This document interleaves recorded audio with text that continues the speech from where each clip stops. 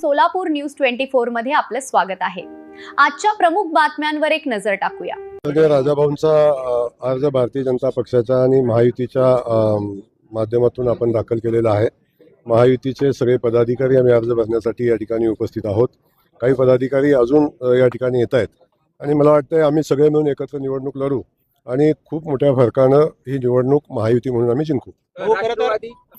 नाही, करमाळ्याचे आमदार उपस्थित आहेत, सांगोल्याचे आमदार उपस्थित आहेत, अन्य काही आमदार येत आहेत। त्यामुळे आम्ही सगळ्यांनी एकत्र मिळून ही निवडणूक लढवण्याचं ठरवलेलं आहे आणि म्हणूनच मी विश्वासानं सांगतो की महायुतीचा उमेदवार प्रचंड मोठ्या फरकानं निवडून येईल।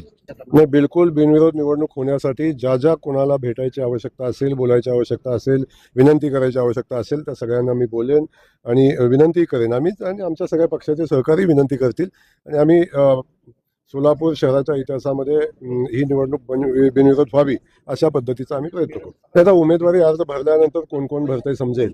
आवश्यकता भासली तर ज्यांना भेटणं आवश्यक आहे त्या सगळ्यांना भेटून निवडणूक बिनविरोध करायचा प्रयत्न आपण करू। त्यामुळं शेवटी विनंती आपल्या हातात आहे। लोकशाहीनं सगळ्यांना निवडणूक लढायचा अधिकार दिलेला आहे, त्यांनी ठरवायचा विषय आहे। परंतु एवढ्या मोठ्या फरकाची निवडणूक असताना विनाकारण संघर्ष होऊ नये आणि आवश्यकताही नाही असे माझं मत आहे। पण तरी सर मी सगळ्यांना विनंती करेन। आपल्याला माहिती आहे उमेदवारी रात्री खूप उशिरा जाहीर झाली। सुभाष बापू काही कामाच्या निमित्तानं बाहेर आहेत। बापूंच्या शुभेच्छा आमच्यासोबत आहे। बापू तुम्ही आहे याच्यावर चर्चा न करता नाही याच्यावर चर्चा खूप करायची सोय आपल्याला, पण मी आपल्याला सांगतो की बापूंचे चिरंजीव इथं पोचलेले आहेत। आम्ही सगळेजण एकत्र आहोत। प्रशांत मालकही आमच्यासोबत आहेत। बिलकुल चिंता करायचं काम नाही।